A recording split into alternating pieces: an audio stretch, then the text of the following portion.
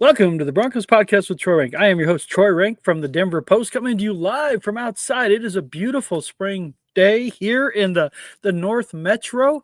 Thought I'd get a little bit of a different look for you all. I got some squirrels out here, some birds chirping. The spring, if it's starting to feel real, and man, did it get real for Broncos country on Monday or what? This team needs to improve if they're going to be a contender. They know they have to be better the field that was laid bare against Buffalo. So they make two big moves, and they're trying to make a third with a tight end that may or may not happen, but make two big moves defensively. And if you look at this draft, it's not a shock they're using free agency to address the defense, but they add former All-Pro safety from San Francisco, Talanoa Hufanga. I'm going to pronounce this name right the whole time. That's Talanoa Hufanga from San Francisco, former fifth-round pick, former All-Pro a few years ago who's battled injuries. And they add his teammate, Dre Greenlaw, to inside linebacker, who is, when healthy, really good in coverage. An upgrade there is someone to pair with Alex Singleton as they have moved on. Cody Barton signed with the Titans yesterday. So the Broncos commit $20 million guaranteed for Talanoa. They also are going to end up committing somewhere around probably $25 million guaranteed for Greenlaw. So it's an investment. I'm going to rank these moves. What does this mean? I love the intention. They're very intentional on how they're addressing these positions. We're not throwing paint up against the wall and see if it turns into a Picasso. Very specific needs and why this should work with a long dash if healthy with these two players. And where does it stand with Evan Ingram and the tight end position? But be excited, Broncos country, at least based on my social media. Fans seem to be embracing these moves. They come with risk.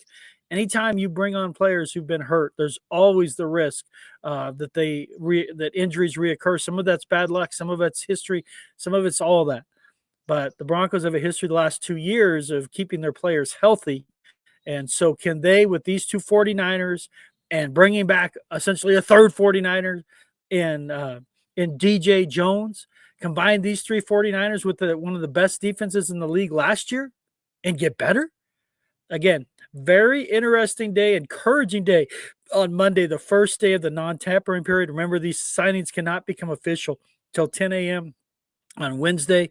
That's when the league window opens. But the Broncos have agreed in principle on deals with a safety, with a linebacker, and they're hunting down a tight end. We're going to talk about what this means, these grades for these moves, and where they go to next. That's coming up after the break. Have you been injured in a car wreck or hurt at work? What are you waiting for? Give my friends at Hoggett Injury Law a call. Their motto with us, it's personal. That's because it is. I've known Darby Hoggett forever. We traveled the country to watch our boys play basketball. I coach Jet, Darby's son, in hoops. Great kid, great family. Listen, I became good friends with Darby. Many of his clients become his good friend. Many of them never have to pay him. You know why? Because you don't have to pay Darby up front in case your case goes as planned. Darby will be the one writing checks to you. So again, if you have been injured in a car wreck or hurt at work, give Darby's team a call. That's 1-833-HOGGATT, 1-833-HOGGET, or visit the website at hoggetlaw.com. BetOnline is the world's most trusted betting platform and your number one source for online betting in 2025. Whether you're a seasoned fan or a first-time bettor, BetOnline is your ultimate game day companion. The largest selection of odds on everything from NBA and college hoops to the NHL and UFC, BetOnline continues to be your number one source for betting. From every three-pointer to hat trick, BetOnline has you covered with odds, stats, and more for every game, every play, and every win. BetOnline, the game starts here. Welcome back to the Broncos pod. Again, thanks to my sponsors. As always, they're great. Darby's been there A1 from day one, Darby Hoggett. So thank you. See his logo down there on the bottom, Hoggett Injury Law. Give him a call if something comes up. Again, if you're injured at work, something or hurt at work, he is the best. So he is a huge Broncos fan, and like a lot of Broncos country, pleased. Now, again, there's some cautious optimism here. Let's be realistic. I'm not saying they get an A+ for the first day of free agency, but if you look at how they address specific needs, they address safety and they address linebacker. And let's get into Greenlaw first, because that's a position Broncos fans have wanted addressed this way probably since the departure of Danny Trevathan to the Chicago Bears after Super Bowl 50. You think I'm kidding? That was a decade ago. That was the 2015 season. Folks, it's 2025. Do the Broncos finally have a linebacker who can cover tight ends and play sideline to sideline? Well, listen, Greenlaw is that type of player when healthy. And that is the key here. When you look at what he's done in his career, he is a guy who can do real damage for the Broncos. But they get him on a $35 million deal, 3 years. It's 35 to 34, depending on what numbers you use, but essentially right at 3 years, 35 million. I mean, Greenlaw, he's the guy you'll remember. If you watched the Super Bowl a couple years ago, he's going to run on the field and he just falls down. He blows out his Achilles, such a bizarre injury.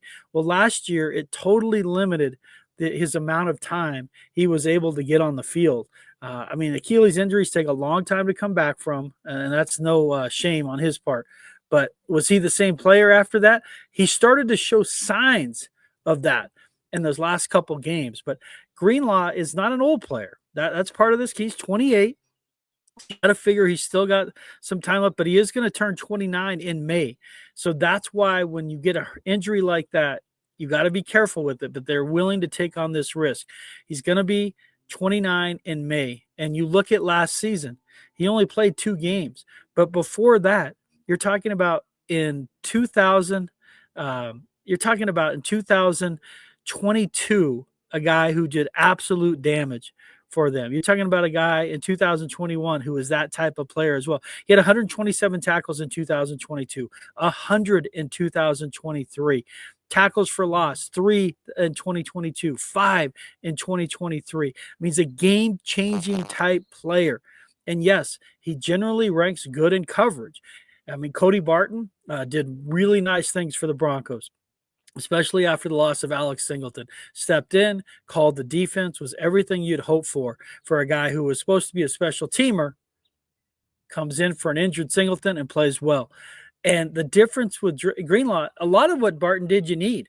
Solid in the run game, good communicator, all those things, but you need a little better coverage.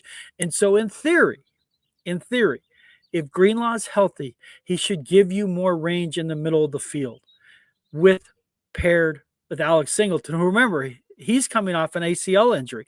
So they're taking risk here. They got Drew Sanders in the fold who can help maybe iron out some wrinkles if those guys need some snaps off or you need to ease them in during training camp. But both figure, I know in talking to Singleton, he believes he's going to be good to go for the start of the season.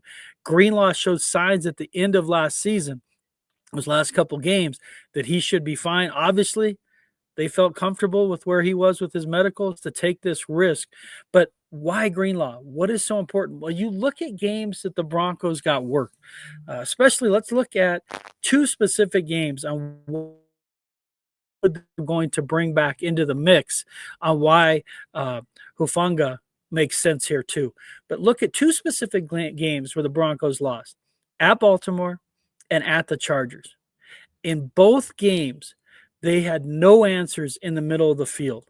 The way those offenses forced them to react, they could not cover in the middle of the field effectively enough. They got matched up weird. The zones ended up weird. And it really went back to you're trying to move chess pieces around to cover up for your deficiency at linebacker in terms of coverage.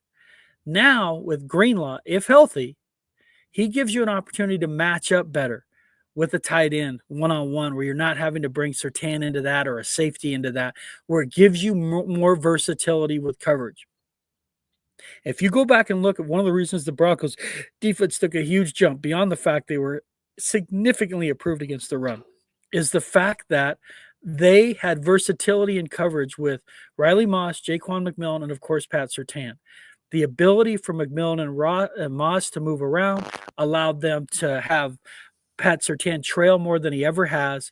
But now you add someone in the middle and take away a linebacker, it creates similar versatility for your safeties with Brandon Jones and, again, Talanoa Hufanga. And if Hufanga is who they think he is, this is going to make them even better in the middle of him. But Dre Greenlaw, you asked Dre, why him? Again, the age is a little bit of concern. And of course, the injuries coming off is a concern. But he's now one full season removed from the Achilles. They're taking the bet. They're rolling the dice. Bond was off the market. Nick Bolton was off the market. All these other linebackers are off the market.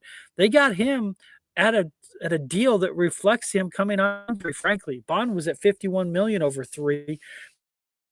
You get Greenlaw for 35. So that's a reflection of both age and certainly injury.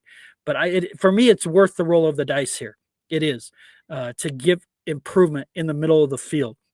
But it's not enough. And we knew a Broncos favorite was in trouble when this off-season began, and that was P.J. Locke. If you know P.J. Locke's story, everything about it is fantastic. Always been a guy who's trying to be like the last guy making the team.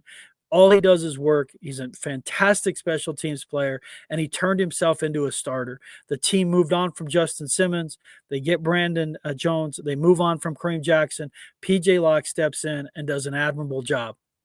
But if you watch the games with a critical eye, he was very inconsistent and struggled at the end of last season. And they want a little better from that position. In an ideal world, Locke is a perfect reserve player. He's like when the Broncos won the Super Bowl, Kayvon Webster was their best special teams player. He could have started at corner for probably half the teams.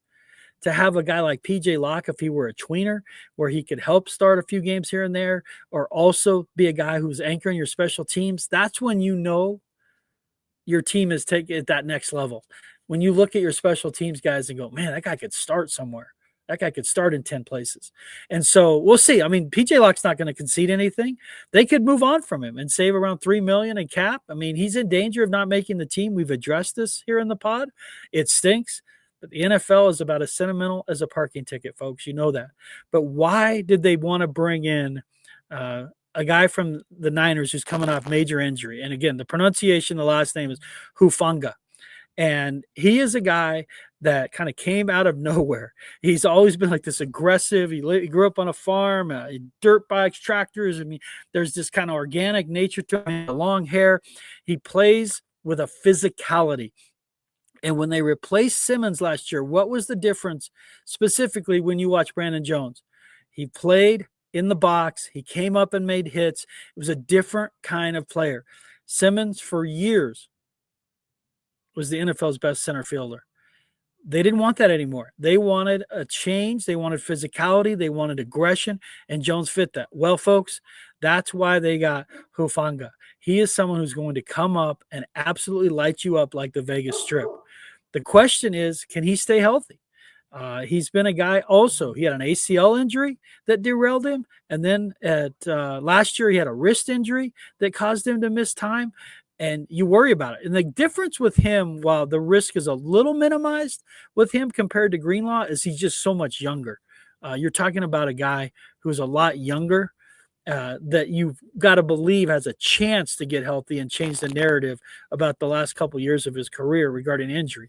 But you look at his stats, and this is a guy, he's 25 years old. He turns 26. He just turned 26 on February 2nd. A younger player. I mean, Bo Nix came out of college like 24. So, I mean, this isn't an older player, but he's been in the league already 4 years. This will be his 5th season. You look at what he did in 2022. And remember, I want to be fair here. I'm one of the first that told you about Deebo Samuel and Cooper Kupp and why I wasn't crazy about him. Their best years were 2021. So I'm not going to be a hypocrite here and say, oh, 2022, that wasn't long ago. It is. It is. The difference with him, Hufanga, is the fact that he's younger than those guys, much younger. And you're rolling the dice here on the injury, but he was first team All-Pro 2022. Most guys in their career never earned first team All-Pro. That tells you the type of impact player he was that season. You're talking about a guy who ended up with 97 tackles, 66 solo from the safety spot, 5 tackles for losses, 3 quarterback hits. I mean, he was everywhere that season, had an interception for a touchdown. I mean, the guy just absolutely did damage from everywhere on the field, and he will come up and support in the run game. He will lay the wood. they're like, well, how is he available? Why is San Francisco moving on, a team that had Super Bowl aspirations a couple years ago? Again, they're looking to reset and recalibrate. They obviously moved on from Samuel. One of their offensive linemen signed away to the Chiefs yesterday. They seem to have buyer's remorse and regret with the Brandon Ayuk contract. They're trying to reset. They're kind of over it. All the guys they've paid and starting to draw lines in the sand. And guys who've been hurt, they're willing to move on from. Sean Payton typically is one who stays away from injured players. Again, from everything I gather, certainly with Hufanga, is the fact that he's younger and they feel like he has a chance, former star from USC, a chance to get healthy in their system, the way they run it, the way they run the practices, everything. And there's luck involved. And he plays with a violent nature to it. So, again, there's risk. But last year he comes back, he's effective, and he hurts his wrist. He only plays in 7 games. That's why, for me, I'm not saying I'm moving on from Locke just yet. Now, if you think J.L. Skinner's ready, okay. But I would try to keep Locke in the fold as long as possible before I make any decision on him. Does that mean he makes the team as a reserve, or is he a last cut of training camp? But I would like to have him as insurance, given the fact that, Hufanga has only played in 17 games the past 2 years. That is a risk. But why is he here? Goes back to the middle of the field. Think about the Chargers game. Think about the Ravens game, the issues the Broncos had in coverage in those games, the issues they lacked in terms of versatility in the way they covered. Even the Bills game, the 4th and 1 touchdown, which I don't think it was a touchdown on the Josh Allen play, that changed the game. And I talked to Locke about it, and it's not the greatest example, but Locke admitted, if I'm closer to my detail for half more second, 1 more second, I make that play. And sometimes that's all it is, folks. That's the difference. And Locke's been a good player at the Broncos, especially when you look at his contract and the value he's given them on special teams and then as a starter last season. But they're trying to make that move and jump from a team that made the playoffs, that can be a contender, go on the road and win some big games, go on the road to the playoffs and win. Hufanga represents that kind of roll of the dice. So what kind of grade do I give those two players? I give that a B minus.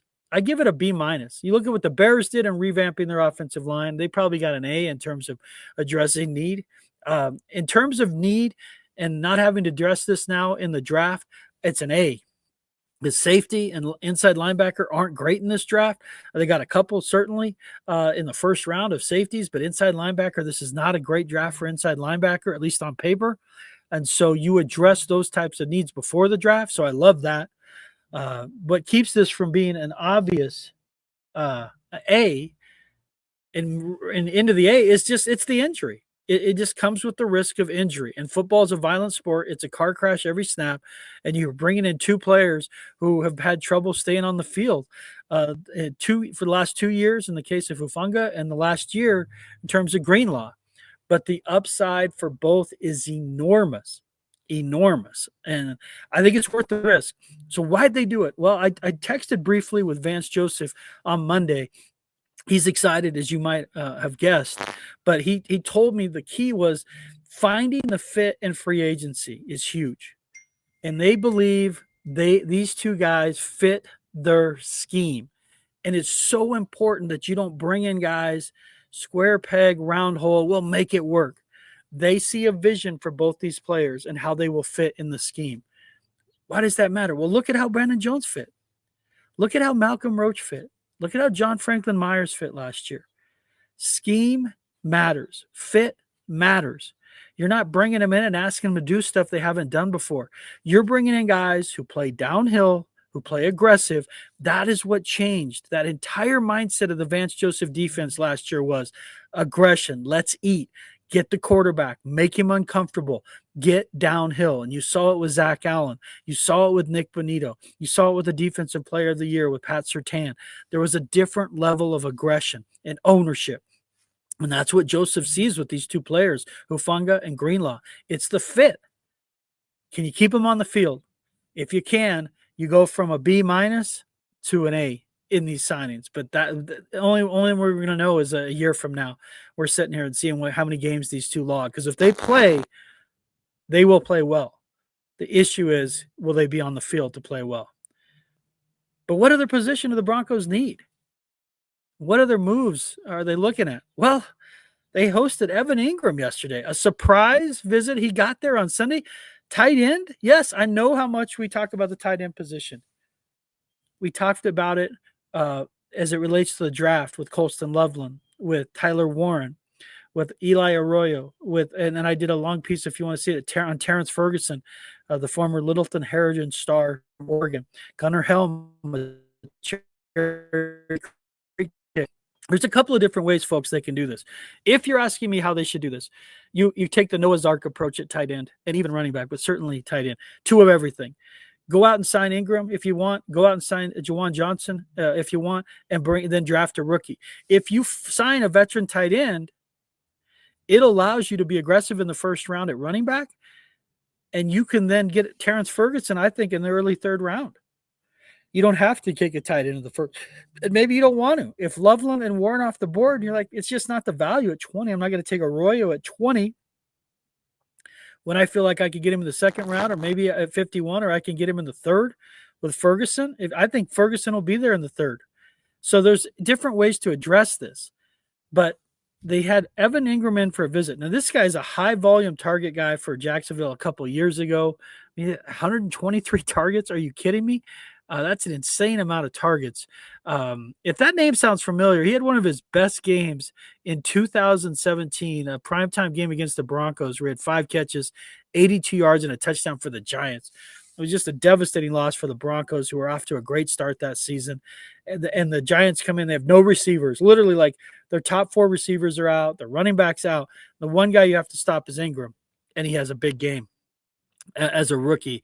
And he's had a nice career. I mean, this is a guy who's had a nice career, but that game sent the Broncos into a tailspin that season, and Ingram was part of that. He played well in that game, and he's a guy who's a little older.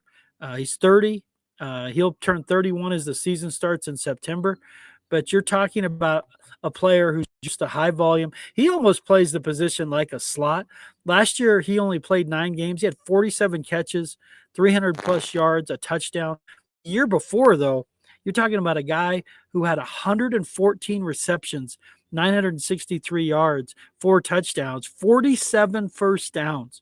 That is an insane number for a tight end. And the year before that, 73 catches. So, again, they hosted him. They're like, Troy, why didn't they sign him? Obviously, now he's coming off a shoulder injury. There must have been something. There's enough there that anytime you get a guy in your building for a visit and he leaves without a contract, 2 things are at work. 1, maybe 3. 1, you're just so far apart on the contract demands, which is unusual because usually you know the framework before you host someone on a visit. 2, there's an injury concern. 3, his fit, there's just something that doesn't fit. So it seems like to me with Ingram, he wanted to keep his options open, and they let him leave because they wanted to keep their options open. So maybe there's a little trepidation on their end. Maybe there's a little on his end where they both know, hey, we kind of know we have this offer for each other that like we both like each other enough if something else doesn't develop. But he got out of the building without signing. So that means that they got to keep they got to be prepared to pivot. Is Juwan Johnson that guy? He's a different type of tight end, a little more physical from New Orleans. He played for Sean Payton. I would like Johnson, and you draft a guy. It can't be just one tight end. They need 2 to revamp that room completely. But Ingram ends up leaving without a deal. But folks, deep breath. It's not over. We're talking about the second day of free agency. We'll have a pod later in the week. That's the plan, at least, where they should be able to address it. And they still have the draft. The running back position and the tight end position are going to be priority 1A and 1B, or flip it in the draft. You've got that option with Omarion Hampton. Maybe they go crazy and move up for Ashton Genty. There's a lot of possibilities on the table, but if they don't get Ingram, it doesn't mean that it's over at tight end. This isn't a one-shot thing. This draft is loaded in tight ends, and you still have Johnson out there, so there's a possibility you can get him and pair him with a rookie. That's what I would do, and I would look to do something similar, frankly, at running back. bring in a veteran just to help ease it, and bring in Hampton, or even Agenti would be the guy. Obviously, he's that good, but we don't know. It just the idea I can't see any scenario where he's available at 20. You'd have to move up and get him. But in general, when we talk about that's what that headline is, what's next? You've moved on. Javonte Williams has agreed to a 1-year deal with the Cowboys. I wish him nothing but success in his career. One of the best guys on and off the field with his work ethic. It wasn't working out here. I mean, essentially, a guy was averaging 3.5 yards per carry, kind of lost his job by the end of the season. His role needs to be Samaje Perine. And I said that in the face last year. No one listens to me. I get it. He's a third down back who's great in pass pro. That's his role. He's not an every down back. Maybe shows that in Dallas. He was not an every down back here. It wasn't. He moves on. Cody Barton moves on to the Titans. And then you look at early here on Tuesday morning, Riley Dixon, the punter, is now signing a deal with the Bucs. So they have to replace their punter. And that's not a shock to me. You bring in and revamp the entire coaching, special teams coaching staff with Darren Rizzi and crew. And Dixon, he's a nice player. He's just inconsistent. I've said this, and it was at CU when I covered the Buffs with Tom Ruin, and with the best Broncos teams with Tom Ruin was part of those Super Bowl teams. Your punter at altitude's got to be one of the best. He's got to be one of the best. And Dixon was just inconsistent. He wasn't bad. He was just, you always felt like you'd see it. Like, man, this guy could be a dominant punter if, if those exist. I'm not saying he needs to be Ray Guy, but he just is inconsistent. And sometimes some of his worst punts were at the worst possible times. And again, as you're trying to take that next step, you're pushing these chips in, you're looking for an upgrade. And they might regret it. Again, they might regret taking these gambles on 2 injured players and moving on from a punter that was pretty good. But as you're trying to get to that next level, you're just not looking for okay and just a little above average. You're looking for guys who are impact as you try to unseat the Chiefs, as you try to navigate an AFC with Josh Allen, Lamar Jackson, Joe Burrow, Patrick Mahomes, even in the AFC West now, when you've got Pete Carroll there with Geno Smith, Justin Herbert with the Chargers with Harbaugh, and the division itself is going to be a UFC cage match. You can't stand pat. You're not going to win 11, 12 games standing pat. And the Broncos are taking risks, folks. So it starts on day one. They add a couple of players in Dre Greenlaw, and they add the safety, Hufanga. Both these players, when people ask you why, it's to address issues in the middle of the field. It's to create more physicality. It's to create sideline to sideline speed. It's to play downhill.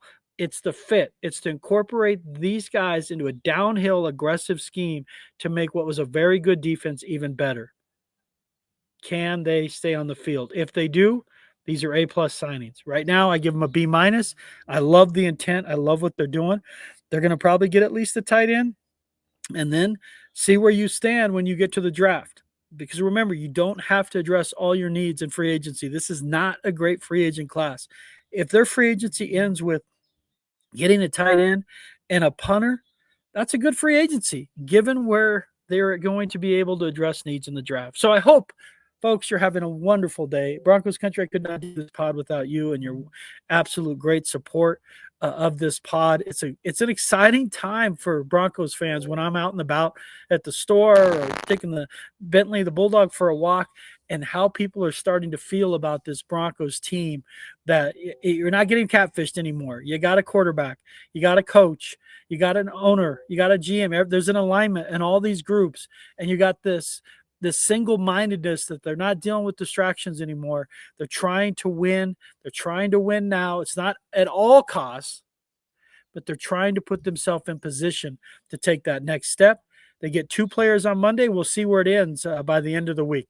Folks, thank you again. I could not do this pod without Mile High Sports, Big A behind the board, and, of course, Nate Lundy at Mile High Sports, Darby Hoggett from Hoggett Injury Law, and our new sponsor, Bet Online.